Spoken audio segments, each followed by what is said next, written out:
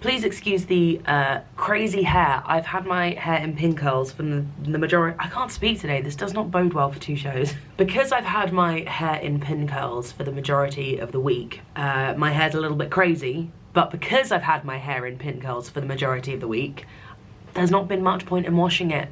So I haven't. I don't want to waste the opportunity to put on some nice earrings for this video, so I've gone for my little Tatty Divine cowboy boots. Although I feel like they're the wrong way around. They need to go in those ears. Don't ask me why, they just do.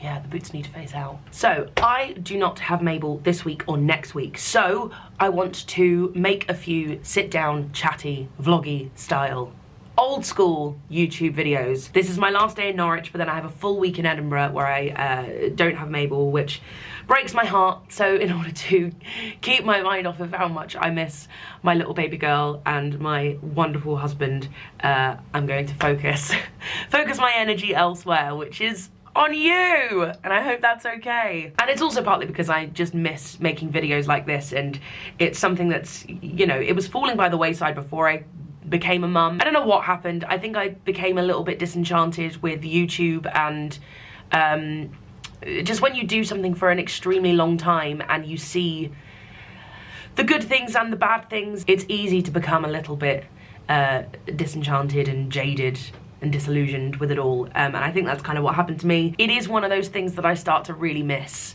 and the creativity of it and just the fun of sharing things with you guys. I miss it. When I do get the chance to do it, I want to grab that chance by the horns. Have I just done a metaphor? Have I just mixed up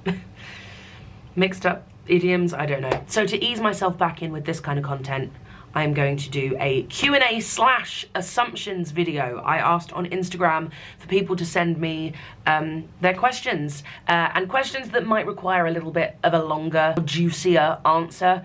And assumptions, because assumptions are always interesting to see what people are sort of like assuming, obviously, about me and what I do and you know, the industry that I'm in. I think a lot of people have like musical theatre based assumptions, and I always think it's really, really interesting to find out what they are and to either confirm them or myth bust them. So here we go, let's get started. You share people's videos from the Calamity Jane show. I thought recording in the theatre isn't allowed. Confused.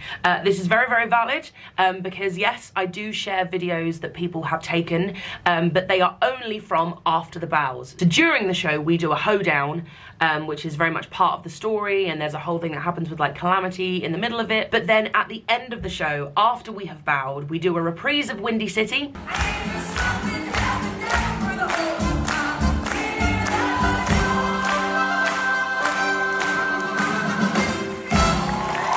And then we go back into the hoedown again, and we do a big full hoedown with a slightly different choreography. In the first hoedown, I leave in a strop halfway through, so I don't get to finish it. But then for the one after the bows, I get to finish it and be there right to the very end and do all of the choreography. And that is the one that people are allowed to film. And lots of shows have things like that, where there's a mega mix at the end of the show where people are not only invited to film, but also to sing along, because singing along during the show is usually a bit of a no-no, which is why we have a reprise of Windy City at the end of Calamity Jane. It's to give the audience an opportunity to sing along, because some of the songs in Calamity Jane are seriously iconic. So yeah, that is the part of the show that you are allowed to get your phones out and film and put on social media. Anything past the bows, and I'm not talking for every show, because every show has different rules, but for Calamity Jane, dem's the rules. Are the Calam costumes comfy? As someone with sensory issues, I must know. So these are my buckskins. I don't know how well you can see them.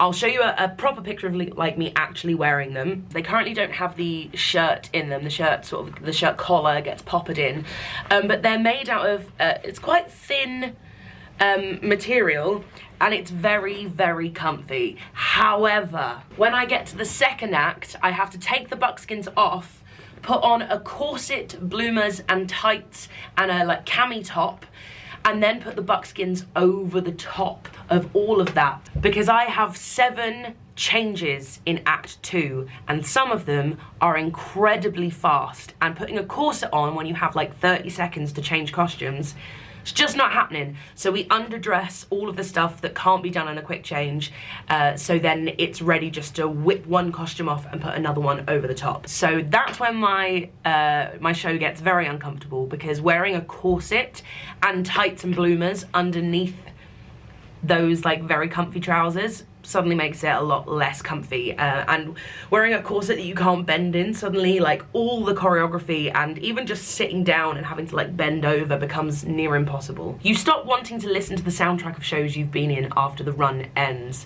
Yes, especially if I am on that soundtrack. The same with anything to do with the show really, including my own vlogs. Like, it takes me a little while to be able to watch my own vlogs and listen to the soundtrack and just sort of, you know, watch or listen to anything that's associated with the show. When you've immersed your whole life in a show, sometimes for like a year, you just need a little bit of distance before you can start immersing yourself in it again, even if it's just listening to a song or watching a vlog. I only just watched a Cinderella vlog for the first time the other day, and even then that was just to get a clip out of it to put it into another video, so I don't know if that really counts. I still can't listen to the soundtrack of Cinderella, but it was maybe about a year ago that I was like, maybe I'll watch some Heather's vlogs and, you know, remind myself of what that time was like. It's the same with bootlegs as well. I can't watch any kind of footage from a show that if I'm in it, until years later, because if I'm too close to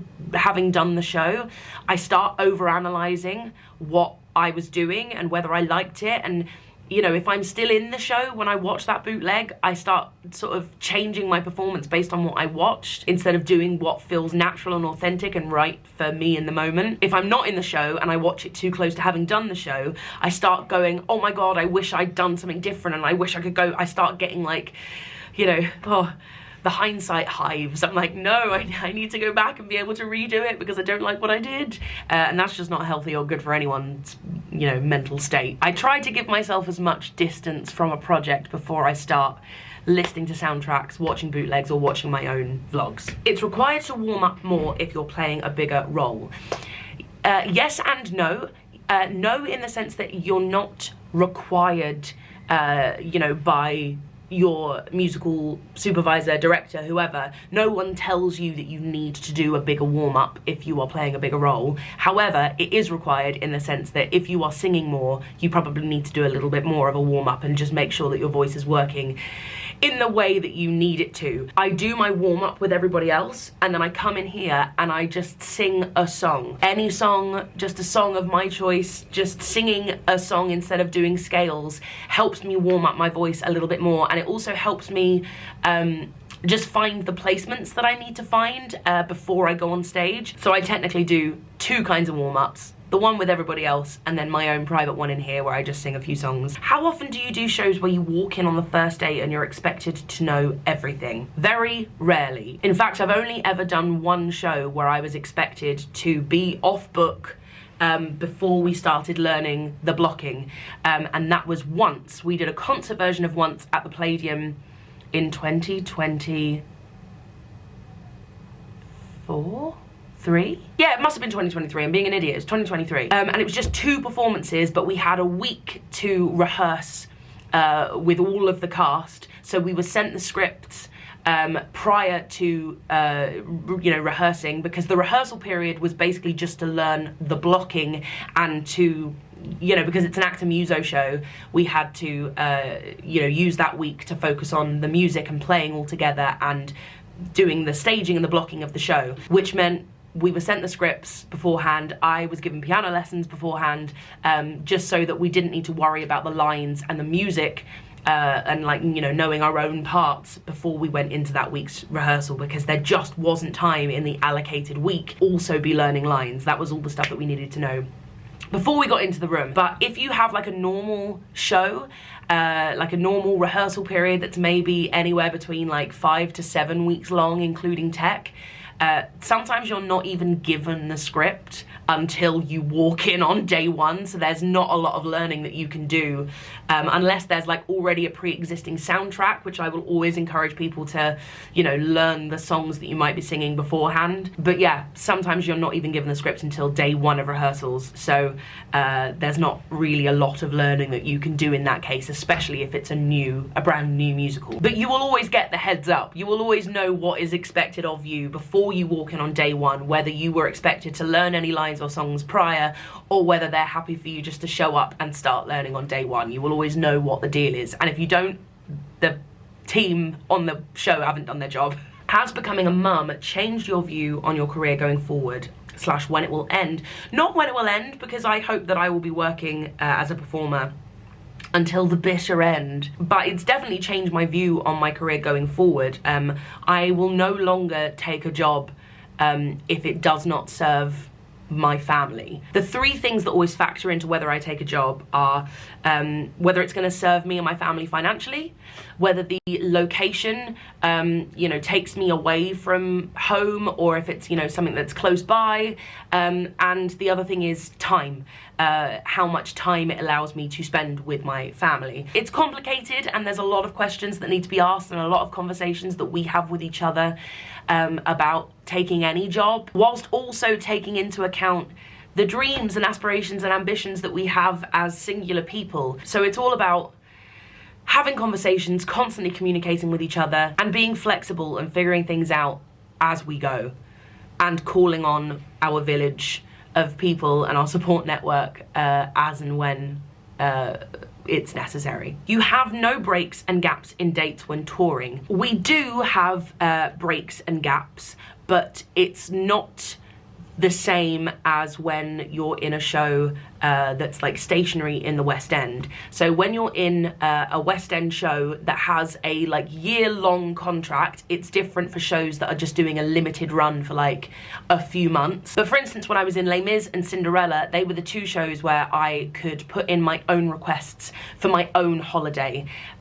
Whereas when you're in a tour, like Chitty, Adams and Calamity Jane, the show goes dark for a couple of weeks at a time, or a week at a time. The show just doesn't perform for that week, and so the entire cast, crew, company, we all get holiday at the same time. It's built into the schedule already. It's not something that we can request, which obviously then makes it very, very hard if, you know, we have like weddings or birthdays or, you know, events that we would like to be there for. You can always ask for an NA, which is what I asked for Mabel's birthday. When negotiations were happening for this job before I signed the contract, my agent asked if I could have my daughter's birthday off, and then the production company agreed it, so that was sort of built into my schedule. You don't want any more children. I do want more children, but what I want before I have more children is a little bit more time. Yeah, I don't want to jump into having another child straight away, mainly because I want to enjoy being the 3 of us, and for these first few sort of, you know, exciting years. So yeah, I think maybe when she's a little bit older, we'll start thinking about expanding the family, but it is something that the both of us would very much like. Your pit and peak, or highlight and low light of touring so far. I think my highlight was probably Cardiff. I just had a really good week in Cardiff. Our digs were great. I love the theatre. The audiences were amazing. We also had the Friday afternoon off for like the first time in the whole of the tour. So Vinny and I went shopping. It was just a really great week, and I think my low light was when I got sick in Birmingham and had to go off the show for the first time. It was rough, I felt awful, and I hate being away from the show. I hate not being able to do my job, because I unfortunately am someone who has tied a lot of my worth into being able to do my job. So if I can't do my job, I suddenly feel like mentally not great. But overall, the show and the run of the show and the whole tour has been amazing, and I'm having such a great time. Does the audience's energy for a touring performance differ from residence ones? Yes, because when you are in a show that is stationary in one place, you can kind of guarantee the vibe of the audience. I don't know why. Audiences tend to do the same thing every night, and they laugh in all the same places, and they cheer and cry and, you know, do all of the same, have all of the same reactions in all of the same places, usually in a show that is in one place. However, when you roam around the country, you find that up north you get a more verbal and sort of raucous reaction to the necessary and like right moments than you do when you go south. So far, Southend has been our quietest audience, and there were sort of moments where we expected a laugh or expected a reaction, and there was just like pure silence. And then at the end, they all like cheered and, you know, stood on their feet and, you know, gave us, you know, a big reaction at the end. But during the show, the further north you get in the country, the bigger the reaction you get from the audience. So there are some weeks where you can guarantee that you're gonna get a louder or quieter reaction than the last. And it's weird and fascinating, but that is the case. Can't deny it. So there we go. Please put in the comments ideas for things that you want me to talk about, not even like questions. I've done a Q&A video now. Give me suggestions for topics that you would like me to do a whole video on. For instance, I did a stage door etiquette video a little while ago, and I did a slightly longer TikTok about bootlegs. These are things that I feel like I have opinions on, and actually I feel like I can give my voice to that conversation, because it's something that it's part of the industry that I'm in, and something that I, you know, experience every day or talk about every day. So if there's anything along those lines that you would like to see me do a sit down chatty video on, then please let me know in the comments. See you soon.